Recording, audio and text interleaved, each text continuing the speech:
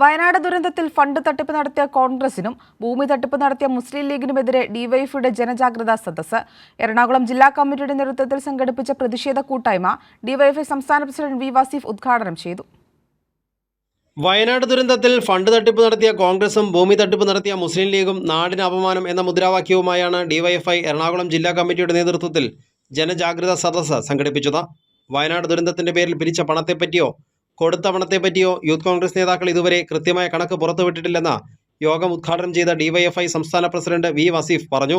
ഞങ്ങൾ 20 കോടി കൊടുത്തപ്പോ എന്റെ യൂത്ത് കോൺഗ്രസുകാരൻ പറയാത്തത് ഞങ്ങൾ ഇത്ര രൂപ പിരിച്ചു, ഇത്ര രൂപ കൊടുത്തു എന്നവർ പറയണ്ടേ?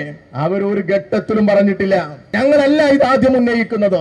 യൂത്ത് കോൺഗ്രസിന്റെ സംസ്ഥാന ക്യാമ്പിൽ ഉന്നയിച്ച് അവിടെ വലിയ വിവാദമായി മാധ്യമങ്ങളിലൂടെ വാർത്ത വന്നു. കേരളത്തിലെ കോൺഗ്രസുകാരോട് ചോദിച്ചു, അവരും പ്രഖ്യാപിച്ചിരുന്നു ഞങ്ങൾ 100 വീട് കൊടുക്കും. അതിനവർ പണം സമാഹരിച്ചു. എവിടെ എത്തി? വയനാട് ജില്ലാ ക്യാമ്പിൽ യൂത്ത് കോൺഗ്രസിന്റെ ജില്ലാ ക്യാമ്പിൽ ഇതുമായി ബന്ധപ്പെട്ട് ചോദ്യമുയർന്നു. ചോദ്യം ചോദിച്ചവനെ പുറത്താക്കി.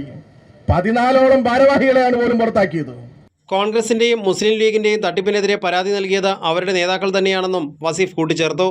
എറണാകുളം ബോട്ട് ജെട്ടി ജംഗ്ഷനിൽ നടന്ന യോഗത്തിൽ ഡിവൈഎഫ്ഐ ജില്ലാ പ്രസിഡന്റ് നിഖിൽ ബാബു അധ്യക്ഷത വഹിച്ചു. ജില്ലാ സെക്രട്ടറി AR രഞ്ജിത്ത്, സംസ്ഥാന സെക്രട്ടേറിയറ്റ് അംഗം മീനു സുകുമാരൻ, സംസ്ഥാന കമ്മിറ്റി അംഗം KP ജയകുമാർ, അമൽ സോഹൻ തുടങ്ങിയവർ സംസാരിച്ചു.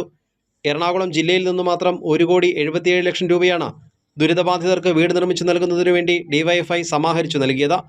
ആരിൽ നിന്നും പിരിവെടുക്കാതെ വ്യത്യസ്ത ജോലികൾ ചെയ്താണ് ഡിവൈഎഫ്ഐ പ്രവർത്തകർ പണം സ്വരൂപിച്ചത്. കൈരളി ന്യൂസ്, കൊച്ചി.